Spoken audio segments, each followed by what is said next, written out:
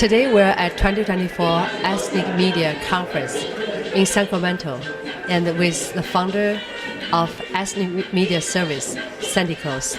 So Sandy, give us a brief introduction of this year's conference. This year's conference brings together over 150 ethnic media reporters from across the state and representing every racial and ethnic group that make up this diverse California. The point is to become visible to the decision makers in government, in business, in the communications industry, in the nonprofit and philanthropic spaces. We exist. There is a lot of talk about local journalism dying, but the vibrancy of ethnic media and its resilience, its determination to serve audiences not reached by general market media is so impressive. And we need to come together to send that message. Hey, we all reach diverse audiences, but we work together. When we work together, we represent media that reach at least half California, but we're relatively invisible, unknown, fragmented. So the conference is really to send that collective message. We're a united front.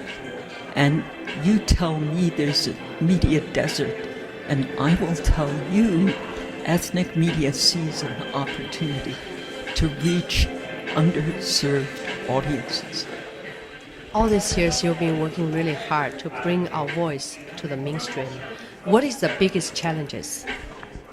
I think the biggest challenge facing ethnic media, apart from what everyone in the industry now faces, which is dwindling advertising in a digital age, is getting a recognition for the unique role ethnic media play.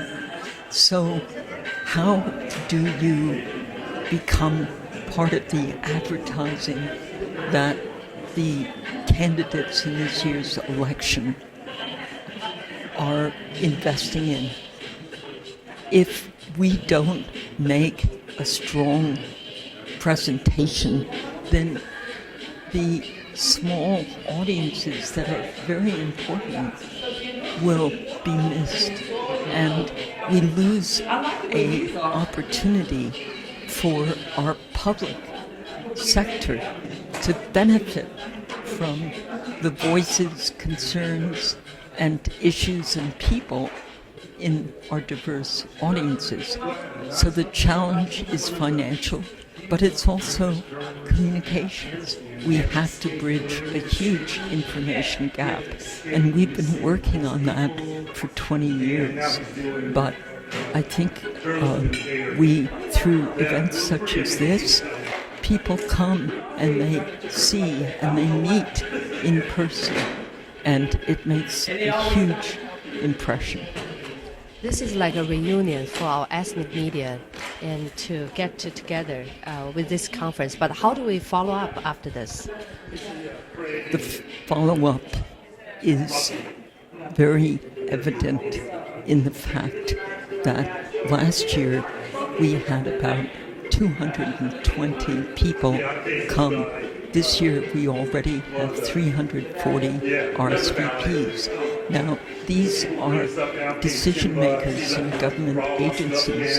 These are people in advertising and PR firms.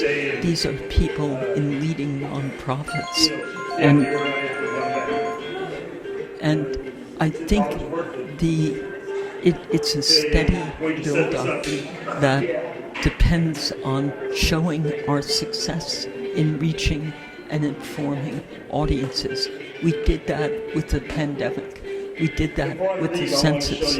And now we're doing it with Stop the Hate. We've turned Stop the Hate into a major issue on people's minds. And you might even say we've turned it into a movement to stop hate.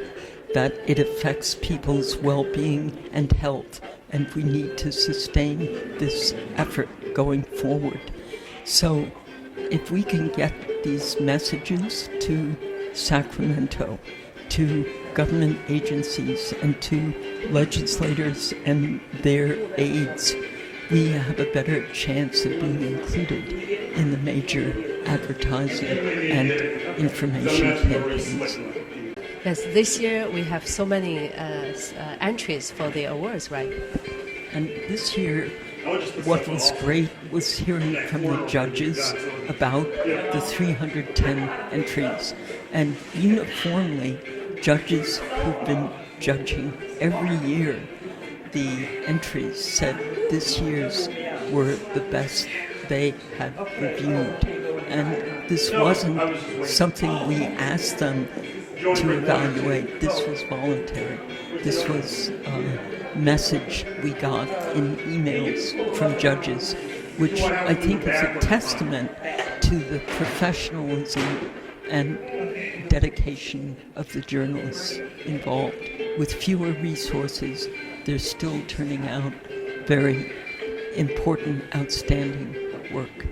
Do a summarize for this conference and also for your words for the ethnic medias. This is the only conference that brings ethnic media from across the state together to celebrate themselves and each other.